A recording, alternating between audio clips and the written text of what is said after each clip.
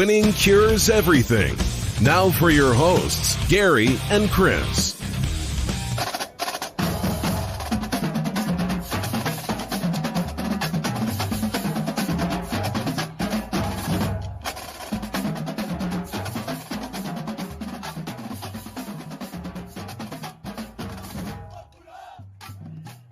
Welcome in. It's Tuesday, June the 2nd. This is Winning Cures Everything. I'm Gary. I'm Chris. And again, a big show. Lots of topics to discuss. Sometimes we come in here, we only got like 3. Today we got 5. And we could have hit more. The Brown Yeti jumps in already on YouTube. He said, hey. So we got the chat up and rolling. First things first, winningcureseverything.com is the website. Go over, check it out. You can subscribe to all of our different platforms. The live show is on Twitch, Periscope, Facebook, and YouTube every single day, Monday through Friday, other than holidays, because we wasn't here last week on Memorial Day, because Chris was cooking a Boston butt, right? Yes, sir. That's what I'm talking about.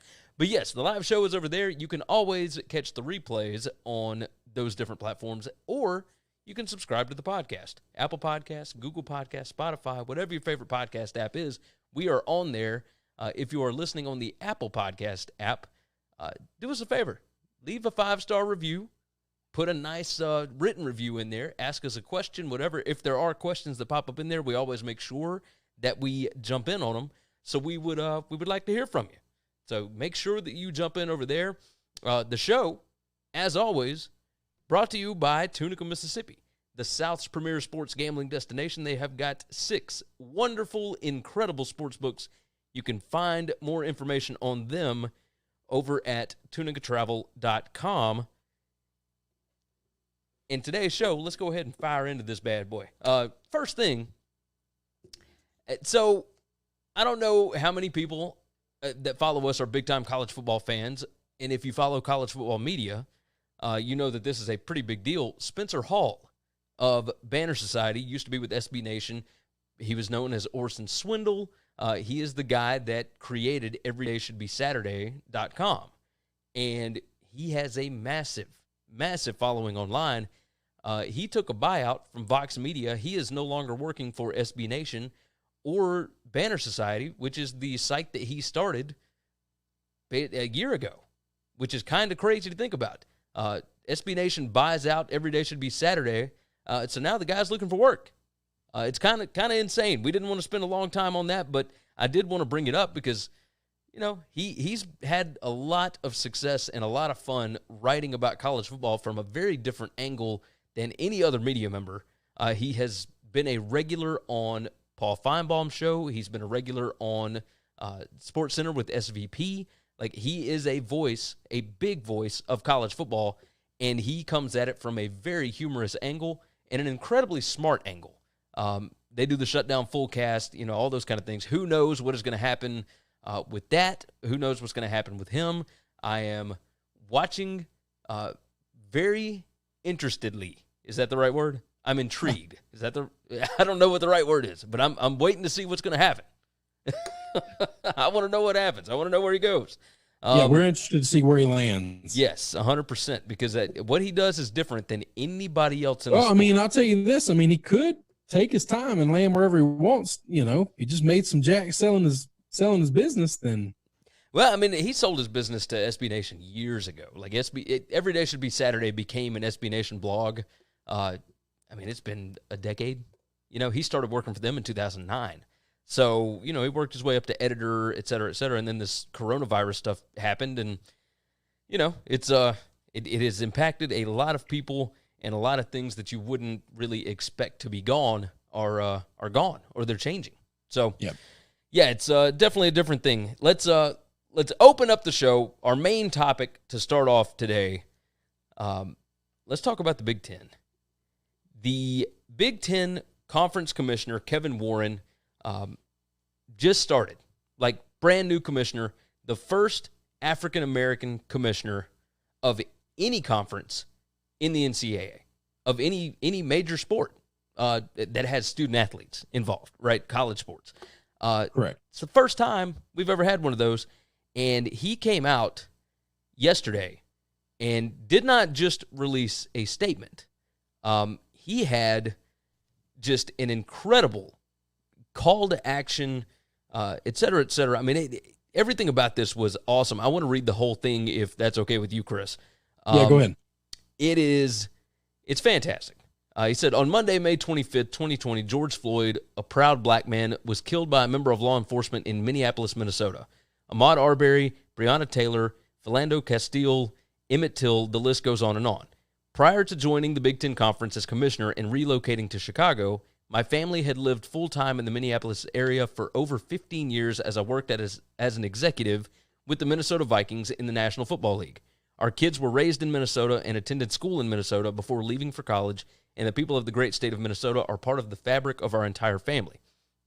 As a black man, I pray every day for the health and safety of my wife and children, especially during interactions with law enforcement. We continue to see inequality and deep divide regarding how members of the black community are treated compared to the rest of society too often. The results have been horrific and senseless. Since such racism and inequality are pervasive, not just endemic in law enforcement. Meaningful change will only occur if, as a nation, we are united, resilient, and determined to create difficult, uncomfortable dialogue and take significant, tangible action.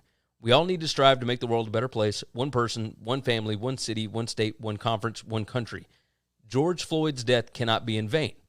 And this is where the call to action happens. He said, I have made the decision to create the Big Ten Conference Anti-Hate and Anti-Racism Coalition and invite student-athletes, coaches, athletic directors, chancellors, presidents, and others to join me.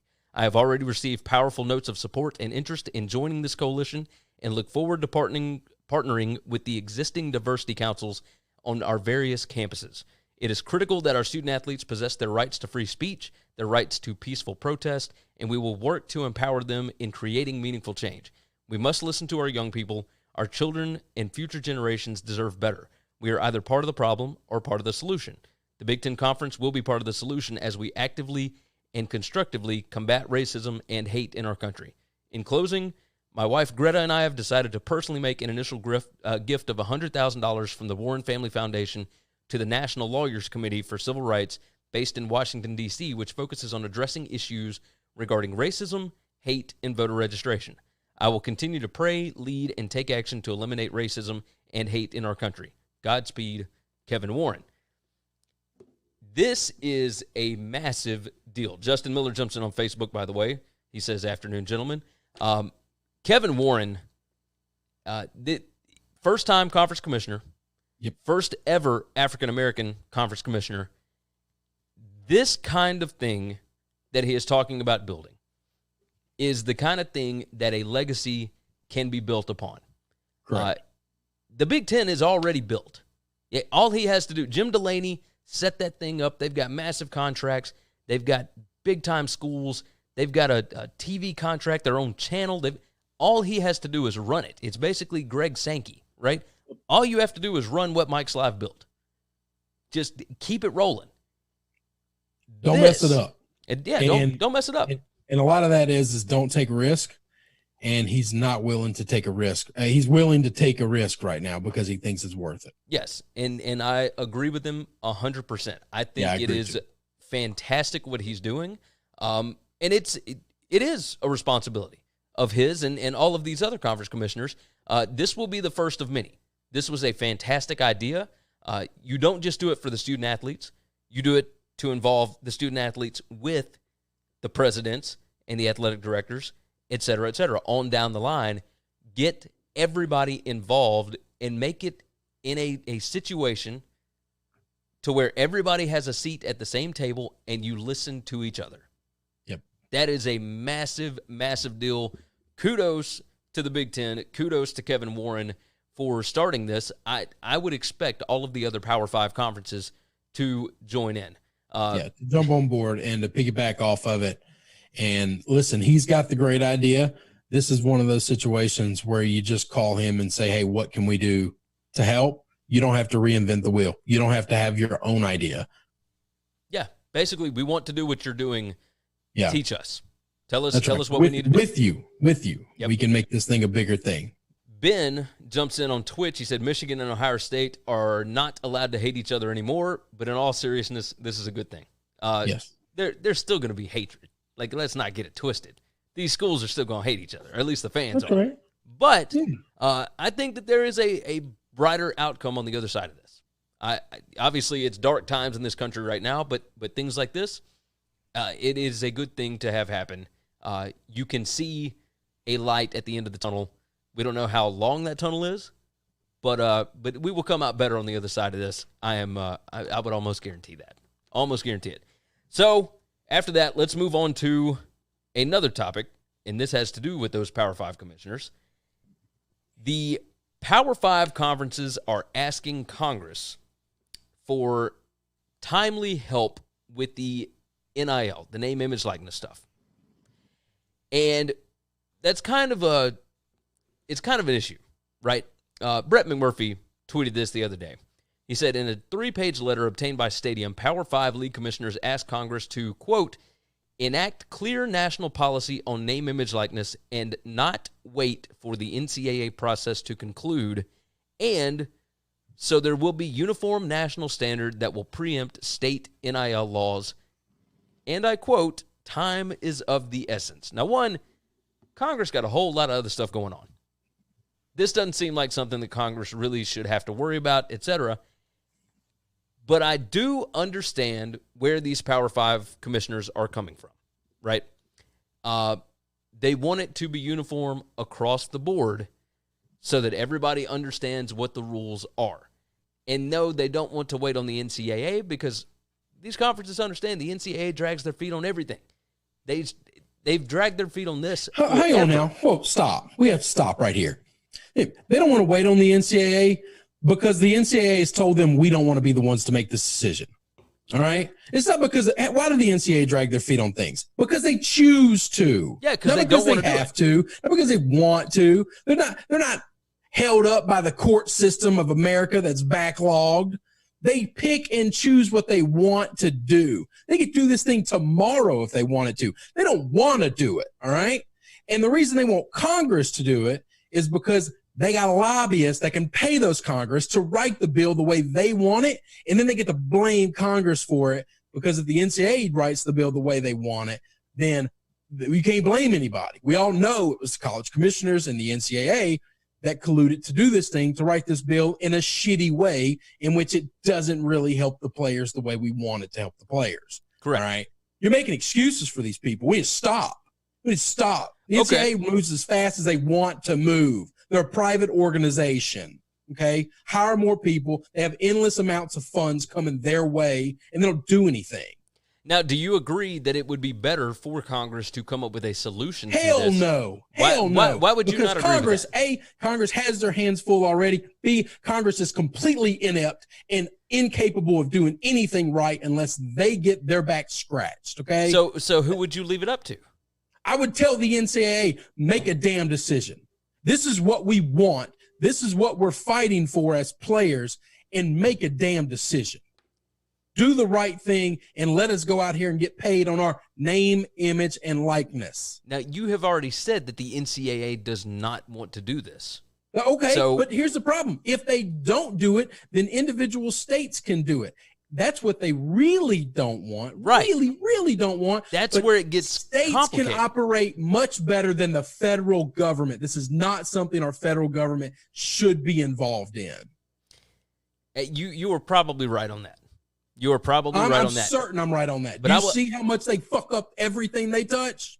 Yeah. I mean, yes, indeed. I do. They're completely inept at anything except for screwing over people and helping big money constituents. Well, what's the NCAA? A big money constituent. Lots of money, lots of lobbyists to write the bill the way they want it. And then we have a scapegoat. Everybody already hates Congress as it is. Now we can blame them for something else that they cock up.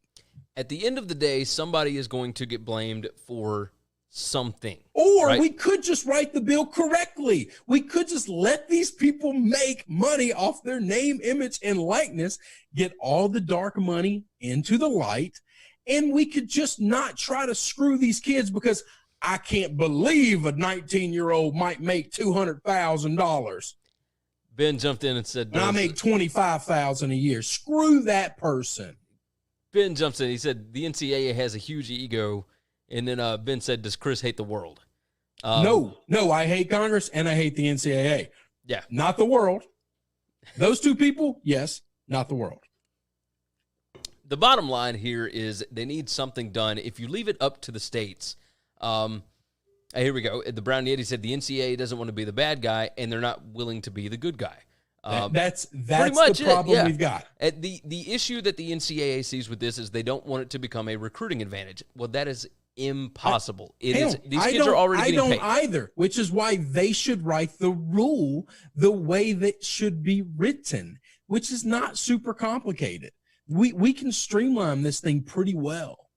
I enjoyed listening to, we talked about this a few weeks ago, Bubba Cunningham, the North Carolina AD, talked about all the different ways, like without the students unionizing and whatnot, but figuring out a way to allow the NCAA game on EA Sports to be made and everybody get paid the same for it. All these different features. Now, some of the stuff he was talking about was a little, how much a scholarship is really worth for football players.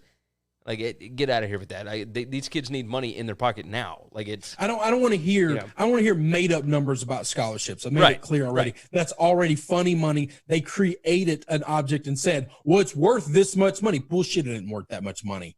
I can tell you that this pen I've got right here, this hammer, is worth $4,000. Well, it's not. Nobody would pay $4,000 for that. Exactly. So the issue that we're running into is they need a set standard. It needs to be the same across the board if we are going to have the same rules for everybody. California having a different rule where anything goes, and a state like Kentucky not having anything at all, that becomes a major league issue, right? But here's the issue. You can fix this real easy. Whatever the first county state is that puts out the rule, everybody else just make the same rule and pass it. Like, this is not that hard. Yeah. Every conference, every area that has Power 5 school, every state that hosts a Power 5 football team would instantly pass that rule. Not one state would fight it. Not one state would. What the problem would be is California passed theirs, and then Alabama's like, we're going to bump that bitch. And then Louisiana's like, oh, we're going to bump that too. And so you do kind of want them all to kind of agree we're going to do this, which is why the NCAA should just figure out a good rule and do it. But they don't. They want to find a way to pay the players as little as they can possibly pay them, but appease them.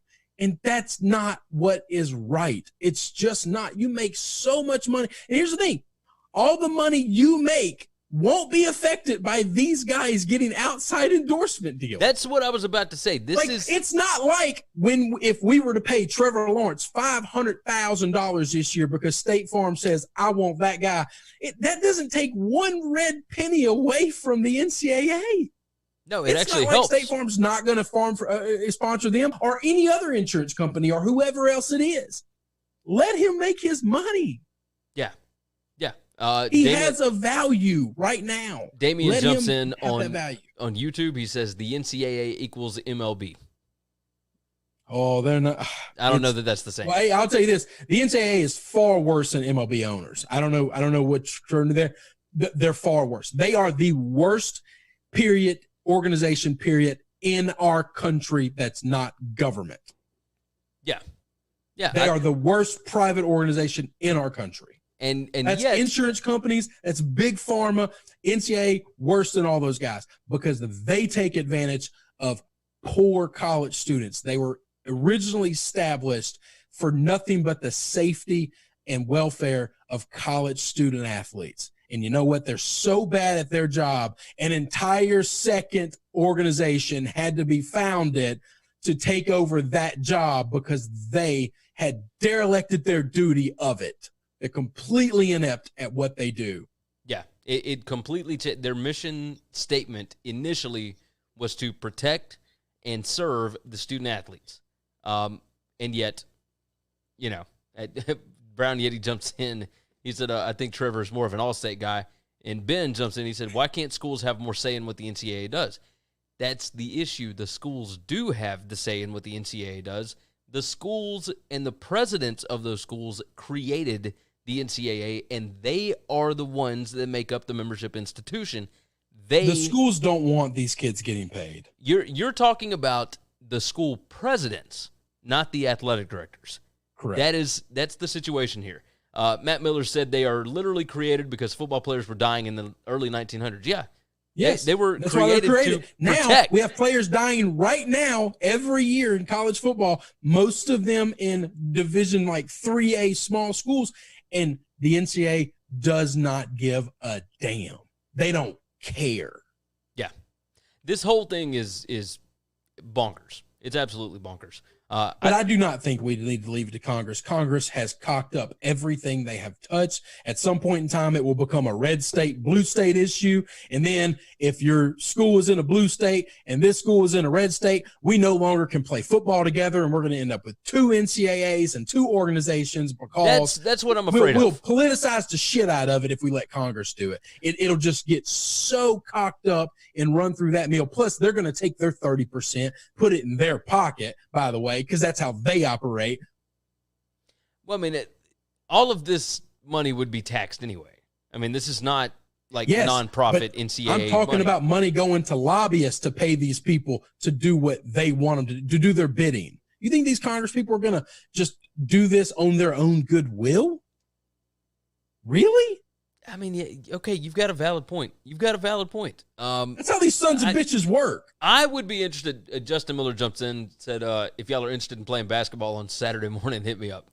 I might actually hit him up. This body don't play basketball no more. That's mine is in a little better shape than it has been. These knees don't do that. I would prefer that somebody come up with a good solution across the board. I'm okay with that. That's what I want. That's what. But there's no reason the NCAA couldn't do that. There's no reason that the group that Lynn Bias is a part of can do that. Like there's no Simon? reason. Yeah, Simon. Yeah. I'm sorry. Well, but he's only doing the SB 206 in California. Like he's only a part of that. No, his organization, that the group. NCPA. Well, but the NCPA doesn't work with the NCAA. Like they don't work with that bunch, but they could definitely send over a suggestion. They could help write the bill. They could help give input on things, because if they don't get what they want, then they could be a thorn in their side and fight them constantly. But I'm just saying, there's a lot of people that aren't attacked. Who do you think's going to write the bill if we let Congress do it? Congress isn't going to write the bill. Somebody's going to hand them a bill and they're going to sign it. Yeah, because they were paid to sign it. The Brown Yeti said, "Will state." Oh no, hold on. Let me get it in order. Matt Miller said the Power Five just needs to assign a commissioner and disband from the NCAA. That we're not too far away from that happening. I'm not opposed to that. Anything that puts a bullet in the head of the NCAA, I'm fine with. At the same time, though, you've still got that 65 teams that are in the Power Five. I would make the Power Five bigger than what it is. You'd take in a bunch of those G5 schools. It would just be bigger. The American would leave them also and tack in. I mean, I don't know that the American would be able to do that. They don't have the same resources that the P5 does. You're talking about doing this. You figure it out. I promise you'd figure it out. Yeah, I mean, absolutely. Like, I'm not opposed to that. I think that P5 schools playing only P5 schools. Like, I'm the one that's talked about that. Like, yeah. You just make all P5 conferences 16-team conferences. You absorb the best of the G5s that don't make it, and the rest of those guys are in a socialized program. All these P5 schools that survived, that everybody has to pay $2 million a year towards the athletic funds of those other smaller schools. There's a way to work this thing out where you can put a bullet in the head of the NCAA and move on. Create something new. Damian Estrada says NCAA is treating these student athletes like the NFL treated Kaepernick. The Brown Yeti said, and I don't necessarily agree with that. I don't think that's exactly what's going on here. Ben said, well, Cap kind of chose to get what he got. We're not going to get into that either. The Brown Yeti said, will states with no state taxes have an advantage if the players start to get paid? Hang on now. We can't argue about taxes, okay? Look. We're just not going to do that. Like, you can go down any kind of rabbit hole you want to. Everybody pays federal taxes and state taxes. Yes, California is substantially higher than places like Texas and Tennessee. Okay.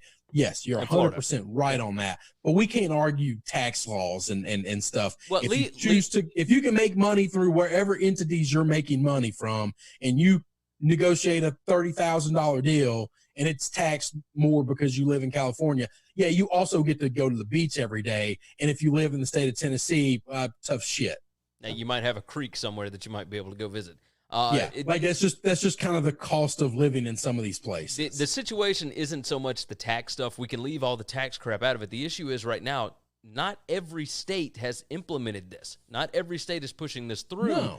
No, so we need universal rule across the board. We do need universal rule across the board. I agree on that. That's where the advantage comes in. California, you can make whatever money you want to. The issue right now is if you take that money, what is the NCAA going to do? Like, the California state law is saying they can't do anything to you. Fuck them. But, you know, we gotta watch it on the F-bombs, by the way. I don't mean to call you out. Every time you say something, we drop viewers. I don't know what's happening, but you've only done it twice today, and we've lost like 5 viewers every time you do it. Just saying. So, and I don't know why. I don't know what's happening, but it's dropping. Well, don't defend the NCAA, and I won't cuss them. There you go. Okay, I can understand. How about we make that agreement? I'm not. You don't ever defend them. I didn't defend the NCAA. I wasn't defending. Yes, you did. Them. You were making it. You spent 5 minutes making an excuse for why they can't do this and Congress should have to. No. I was saying the P5 wants Congress to do it. I was saying the NCAA drags their feet on whatever they want to drag their feet on. That's their choice. That's not a fault of anybody else. The fault of them and their organization. And Vince said, "Nah, Chris, keep it real. Look, do whatever you want to do." I'm trying to keep it's fine. I don't want to turn anybody off from the show. I don't. That's not my goal. It's never my goal. So, I know you get fired up about this stuff. We bring up this. Matt Miller said, "Chris, I like the F-bombs, but I hate the NCAA, so don't make me defend the NCAA to make you drop F-bombs." There you go. Simple enough. No, we both hate the NCAA. That's been our stance on this issue. I don't make excuses for them. I call them out on their bull. That's all. Like, because somebody is bad at their job is not a reason to give their job to somebody else unless we're going to fire them completely from their job. But what I'm saying is the NCAA stuff, whether it be the NCAA or Congress, one or the other, those are both over the entire thing. Congress is over all 50 states, right? The NCAA is over all 130 schools. Well, somebody really step up and do it. I don't trust the NCAA to do it. But I don't trust Congress to do it either because Congress is going to do the exact same thing the NCAA is going to do because that's what they're going to be paid to do. Then that's how laws work in this country. Other people write them, hand them to the Congress people with cash, and they sign the bill. I understand that. I know that. Then why do you think we're going to get a different outcome if Congress does it? Because for whatever reason, I think that more people would be willing to write that bill and it would be approved. That's just not true. No, because I think the NCAA would sit on it. Damian said raw and uncensored. We need more of that. Matt Miller said, how hard is it to treat student athletes to get the right of normal students? Any other student can make money from image, likeness, etc. 100%. Yes.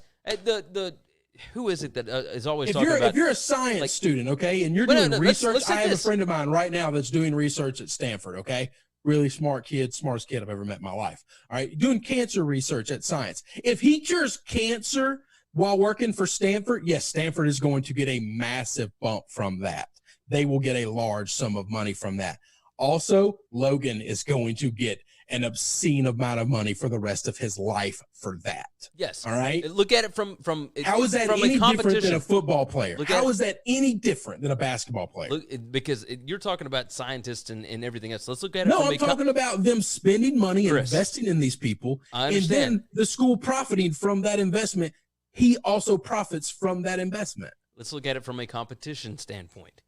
If Taylor Swift attended Vanderbilt University, okay, right, in Nashville. She was already in Nashville, and she was in the choir, where they have competitions, they have, whatever else in choir. If she signed a record deal and still wanted to be in choir, there is no issue with that. Why is it different in football, basketball, etc.?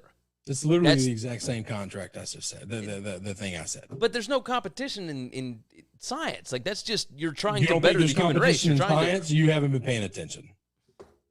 Do they actually have science competitions? No, it's not about competition. It's the first one to get the right answer gets paid gazillions of dollars. Right. Yes, they do have science competition in college. Yes. My wife just jumped in. She's a science teacher. It's something called Science Olympiads. Science Olympiads? He aced it twice. Gold medals. Logan Leake, look him up. He's a genius. Here, come here. Come here. No, come here. Come here. My wife is a science teacher. I'm going to let her jump on and explain what this is. Because I have no idea. I was trying to explain I one just thing. told you what it was. You don't want to listen to me? No, I wanted her to. Come here. Come on. Of course Chris is upset with me. Chris is upset with me every single day. That is not true. That is not true at all. Science fair. She can't hear me because you put them things in your ears. There's prize money, et cetera, and this is colleges. I think it's like scholarships. It's scholarships and everything else. Okay, it's a little different, but okay, I'm with you. I understand where y'all are coming from, Chris. It's not that I didn't trust you. I just don't know. I don't know. I had no idea. At the end of the day, there's billions of dollars at stake. Billions of dollars at stake in research. This is what we're talking about, right? We're talking about money, right? Who cares if it's a goal or a cure? It doesn't matter. There's billions of dollars at stake in both industries. Ben said, yes, there's competition in pharmaceutical companies right now for the coronavirus vaccine right now. Yes. Yeah, but he said companies, like pharmaceutical companies. But it's still students. There was a school in North Carolina that was really close to getting the vaccine. If you're the one that gets the vaccine, trust me, you are a winner. Yeah, winner massive dollar money. Signs. We can probably jump off this. I swear to God, I didn't mean for this to go as long as it did. But yes, the P5, the NCAA, all of this mess, just get it sorted out. Like, we are so tired of this. And the P5 Don't put reaching it off out on somebody else. It's your job. It's a hard job to do. Yes. You took it on, Mark Emmert. Yeah. You can walk away any moment at any time if you don't want to do it, but don't pawn it off to somebody else. That paycheck's real nice though. But then you got to earn it. Do something for it. He feels like he earns it by getting yelled at. Do something hard one time in your life. One time, I'd be all right with that. Let's dive into. We're going to stay in college football, but let's jump into Notre Dame and Navy. Very interesting turn of events that is going on today. The game was supposed to be College Game Day's first ever trip to Dublin, Ireland. It was going to be Saturday, August 29th. The first weekend, it was going to be week 0. We've talked about that over the last few years. Yeah. It's the first weekend of college football, but not a ton of big games. You've only got like 4 or 5 games that are going on. Just random stuff, like somebody goes and plays Hawaii, et cetera, right? So that game, however, because of the coronavirus stuff, because of everything else that's going on, it is being moved from Dublin, and they have moved it to Annapolis, Maryland, to Navy's home stadium. Yep. That may not seem like that big of a deal to somebody that doesn't pay attention to this sport. Notre Dame and Navy have played 94 straight years. It is the longest-running rivalry, the longest-running matchup in college football that is going on today. It did not stop for either of any of the world wars. It didn't stop for anything. It never stopped. Every year, Notre Dame and Navy play for 94 consecutive seasons. They have never played in Annapolis, Maryland at Navy's home stadium. It has never happened. How absurd is that? That has never happened. They always end up playing in like New York or Baltimore or like a big stadium. A couple of years ago they did San Diego, etc. Yeah. Yeah. No, they've gone around to other places because Navy has naval bases all over the country, and they want to kind of spread the love to all of those people with a big time game. And there is no bigger game for Navy outside of the Army game than the Notre Dame game. And Notre Dame does the same thing as well.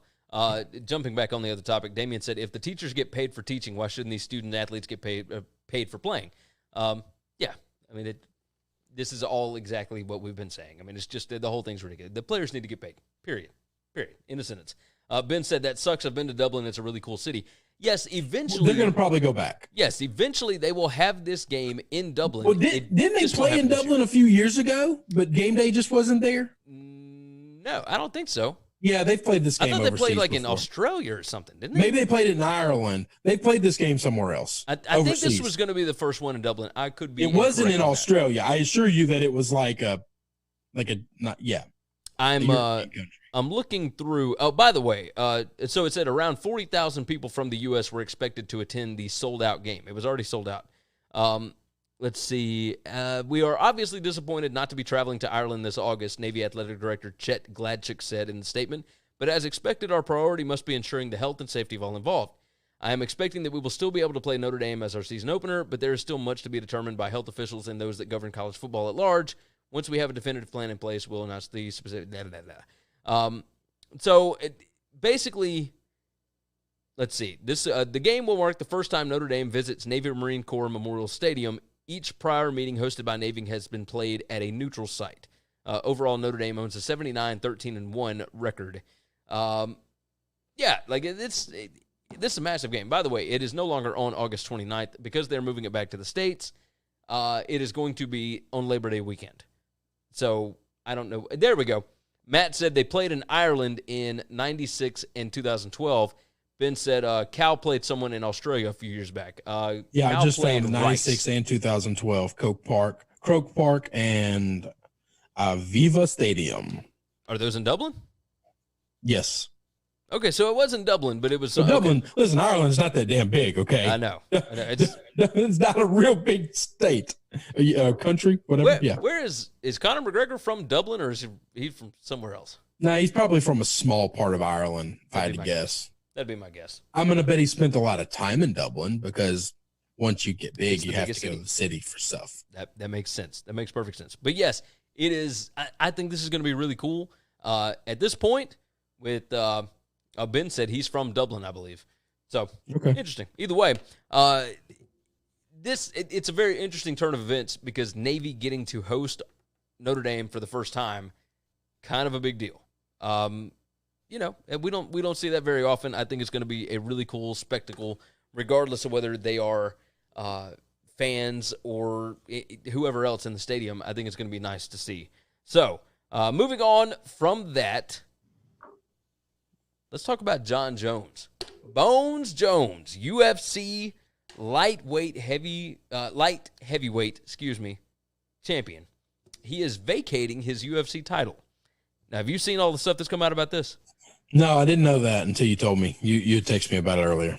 Dana White obviously did not want to give him a bunch of money to jump up. And we have seen stars across all these different divisions either jump up or jump down in weight class in order to make mega fights. Jon Jones wanted to jump up to heavyweight to fight Francis Ngannou. Now, he has knocked out 4 straight dudes in record time. It is ridiculous, right? Ngannou is unbelievable. Ngannou did lose to Skype Miocic. So, obviously, he's not undefeated. He's not whatever. But he is on a hell of a run right now, and he is a hot name in the heavyweight division. Bones Jones, there's nobody else to fight in his division. He has proven everything that you could possibly prove. He's fought a couple of guys twice. He keeps winning these fights. The only fights that he has not gathered a win in were the ones where he tested positive for performance-enhancing substances, right? The Daniel Cormier stuff. Some of that, both of those, I think, or one or both, was marked a no contest. I think both of them were. I think both of them. So he hasn't fought Cormier clean ever, right? But he did beat him both times. But I understand. I'm not getting into that. If he's on roids and Cormier is not, then you didn't beat him. You cheated. I understand, because which is why they mark it a no contest, and it is what it is. On top of that, Bones Jones, obviously, lots of trouble with the law, lots of issues. He does not help himself, right? Nope. He doesn't help himself. However, outside of Conor McGregor, he is the biggest name in the sport. He draws pay-per-views like nobody else that is going in UFC right now. If you go and look at the numbers, his pay-per-view numbers are astronomical compared to everybody else, right? So here's the deal. He wants out of his deal. He wants a new deal. He wanted a massive. Yeah. Here we go. The Brown Yeti said he didn't win, but he didn't lose. And Damien said Conor McGregor's from Cuckooville. Probably so. But this, here we go. Matt Miller said from Crumlin, a suburb of Dublin, they like to rhyme over there. So he was from Crumlin, Ireland, which is right outside of Dublin. All right. Anyway, back to this. Bones Jones wanted a ton of money for this Ngannou fight. And I don't blame him. I don't blame him at all. I wouldn't have given him one nickel outside of his contract already. I don't think I would have either because you can't trust he hasn't earned the right to demand anything. He can't stay clean. He can't stay out of trouble. Yes, he's a massive draw. Guess what? People who have drug problems are always going to need money. So he's going to take this fight on the contract he already has. He has no leverage whatsoever. Matt Miller said, respect to Jones and Liddell, though, for taking spray paint cans from rioters and keeping order in their cities. Yes. That's the crazy thing. What he's done recently with the protests and stuff has been a big thing, and it's a good thing. Yes. He needs something to help change his image. But if I'm Conor McGregor, if I'm his employer, I will not take anything away from you, but I will not give you anything more than we've already given you until you can show me. Now, I'll let you move up. I'll let you move. You do whatever you want to do. It's called establishing trust. Yep. Right? But you have to show me you're going to fight this fight, and you're going to fight it clean. You're going to pass a piss test when we're done, and we're going to be okay. And the bonuses and incentives for the pay-per-view numbers are already built in. It's not like he's not going to get paid for those. That's right. That's right. I agree. That's it. Does he want a new contract? Sure. He's got to earn the right to have that money. What you've done in the past, yes, your pay-per-views were massive, but realistically on paper, those two fights didn't exist because you screwed them up. Well, it's not just those two fights. I mean, the last one was because he hadn't fought Cormier in a couple of years. Well, I'm just talking about those two fights, though. But outside of those, you can't show me those pay-per-view numbers and tell me this is why I deserve money. No, you messed those up. Those are a black eye in our sport because of you. The only fighter that gets routine 1 million pay-per-view buys is Conor McGregor. Conor. That's right. However, Bones Jones gets about 750 average per. And that is that is 250,000 more than. And if he can fight 2 or 3 times clean and stay out of trouble, he can get his contract. So along with this, Bones Jones also brought up the idea of moving down a weight division. Yep. He's not talking about necessarily getting out of UFC. Now, he did bring up in one of his tweets about let me out of my contract, et cetera. And then Dana White did come out and comment on it and said, hey, he's made enough money. That's fine. If he wants to be out of his contract, that's cool. We don't necessarily need him. That's right. He can quit. I would disagree. I think they do need him. I think that's why he hadn't been penalized. Out of who needs who more, he needs them more than they need him. I think you're probably right. With his background, he doesn't have another revenue stream. He's not very touchable or marketable for many things right now. Agreed. But he was talking about moving down a weight division to fight for the title down there against Israel Adesanya. Izzy is one hell of a fighter, and I would love to see that fight. I'd be great if he moves up or down. He does. I would say we both agree he needs to move weight classes to find somebody new to fight, right? We agree on that. Yes, 100%. And I don't care if it's up or down. I really don't. I'll watch either one of them. It doesn't matter to me. I think you should probably move up. You move down, it's easier to move up. It's easier to put on weight. I mean, it just is. Yeah, it's definitely harder to cut weight. But at the same time, when you cut, you've still got 24 hours to put back on that weight. It might make for easier fights if you were to move down. So when you cut weight, you tend to lose a lot of muscle mass. Oh yeah, 100%. He'll be lighter, he'll be faster, but he'll lose something. I want to see him fight. I want him to fight. That's right. I want to see him fight too, and I want to see him rehab his image a little bit. We love what do we love most in this country? A comeback story. We love a comeback story. Yes, we love it. If you're dominant from pillar to post, that's amazing. That's great. But there's going to be a lot of people that just going to hate you for being dominant for so long. Okay? Yeah. We love a comeback story. Damian Estrada said Jon Jones should take the money and put himself in a recovery center. Now, he probably needs some rehab. And then maybe he's had rehab. I don't know anything about the man outside of when he comes up in the news, which is never a good thing until yesterday. Yeah, pretty much. Yesterday he had some good news about him, and that's awesome. We always enjoy the good news. Matt Miller said, does McGregor have any chance against Khabib, Justin Gaethje, or Ferguson? 100%. Yeah, he's got a chance against anybody he steps in the ring with if he really wants to fight. Let's not get it twisted here, okay? McGregor, regardless of how he went out against Khabib, and regardless of him losing to Floyd Mayweather, whatever, he was going up against the best in the sport. Now, Floyd Mayweather's a joke. I understand. That was a sideshow. Yes, it was 100% a sideshow. He was never going to lose that fight. Like, that's the way it goes because that thing was rigged from the beginning. But anyway, yes, it was a spectacle. It was entertaining. You don't think so, but I thought it was. Whatever. Does he have a chance against those? Yes, he could beat Ferguson. I mean, you could absolutely batter Ferguson for however long. In a sport in which you throw punches, you strike one another, anybody has a chance at anyone if they can slip a punch by somebody that they weren't expecting. You catch them clean, it's over. Yes. I think he could beat Gaethje. I think he could beat Khabib. I still to this day believe he could beat Khabib. Would be a massive favorite over him, probably. But I think Gaethje would too.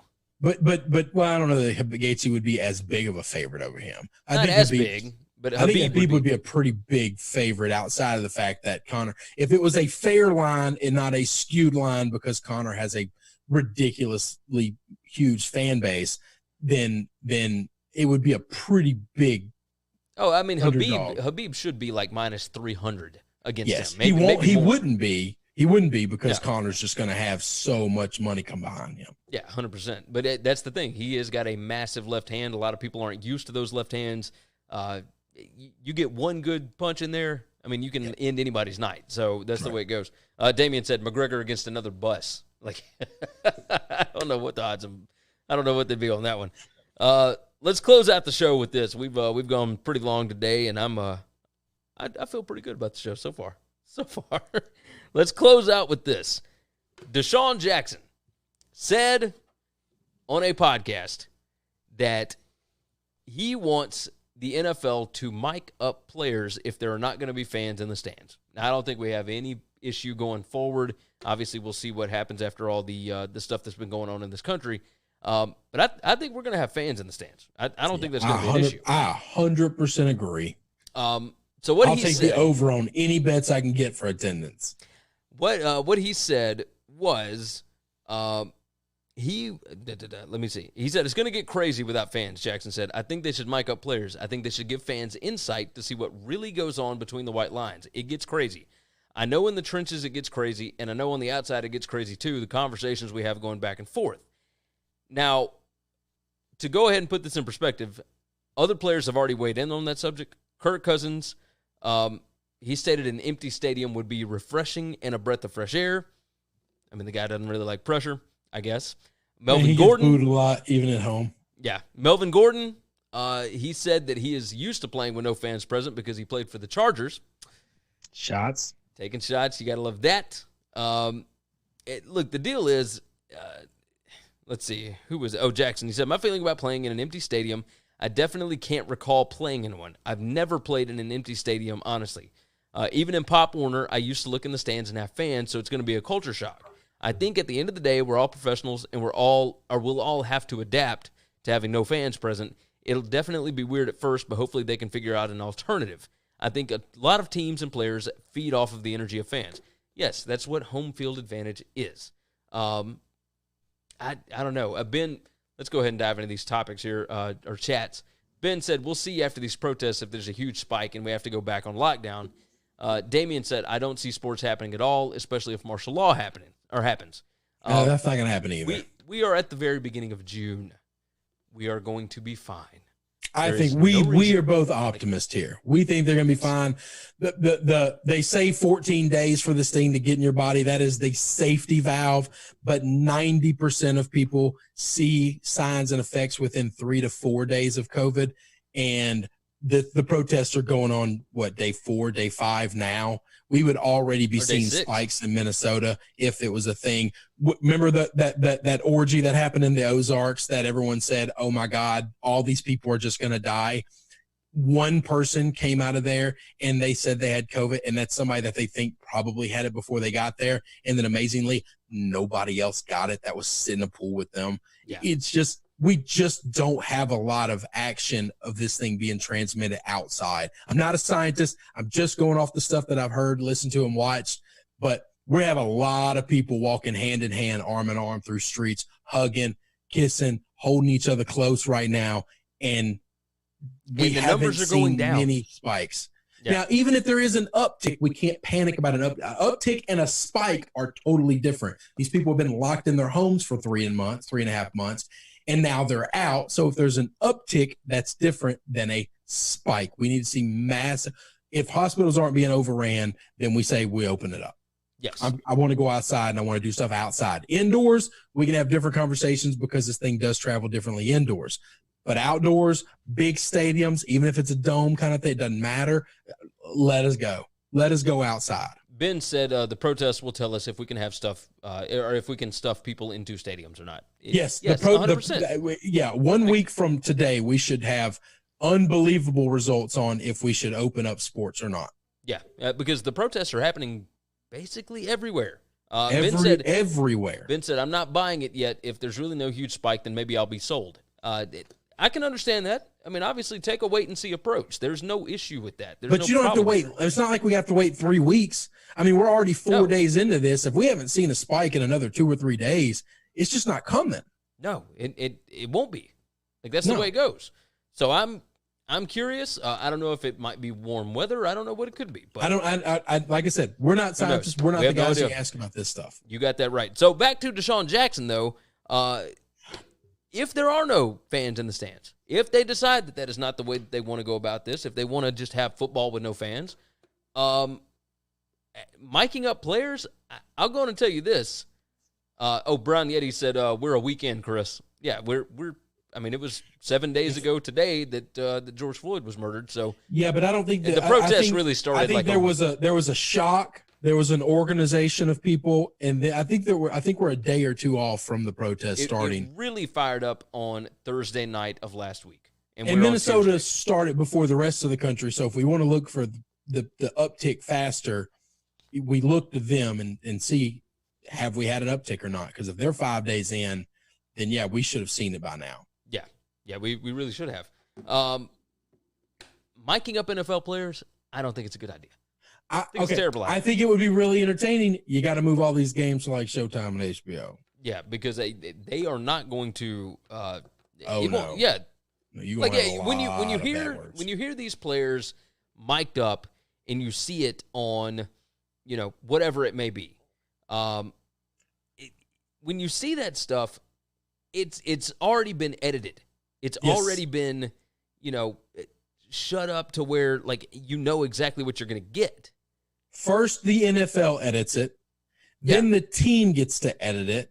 And then the broadcast company after that takes what's left and they edit down and show you what they're allowed to show you. Yeah. And that's where it becomes a thing. Yeah. The NFL in no way will allow this to happen. No, I think it would be fun. I think it would be enjoyable. I wouldn't mind it, but there's no way it would happen. No way it would happen. But I also am the internal optimist. I don't think it's going to be an option. I think they're going to have fans. I've told you, I think they're going to sell out opening day. I think they're going to start on time, and they're going to pack those stadiums out. I really believe that. Yeah, I believe it as well. I don't know that it's the right thing to do. I'm telling you, that's what I think is going to happen. I think the NFL wields that much power. They are stopping for nobody. Damian said, well, it worked for the XFL, so why not do it in the NFL? Plus, doesn't the NFL do it at the Pro Bowl? We're having different conversations. Completely different conversations. The Pro Bowl is zero competition. Zero competition. Nobody wants to be there. Yeah, they mic up the XFL, but those players, I mean. This is not that. It ain't the same. And the NFL is super not going to take anything that the XFL did. I mean, the one rule that we wanted them to take from the XFL, they tabled for a little while, and they might come back to it. Yeah. They're just – I love the XFL additions. I wish the NFL would adopt them all. Many and they probably will at some point. Maybe. Some of them. They're going to be slow to do anything because they're just old guys that don't like change. Yeah, they don't like change, but at the end of the day, you got to keep advancing the platform, keep advancing. I don't know if they have to keep advancing anything. Well, that's where we disagree. Look, they already had massive numbers back, when the XFL first started, and it is what it is. Brown Yeti said there's a hot mic rule. Whatever. It is what it is. That's going to end the show today. There's no big topic that topped up, right? I was just looking. I didn't see anything.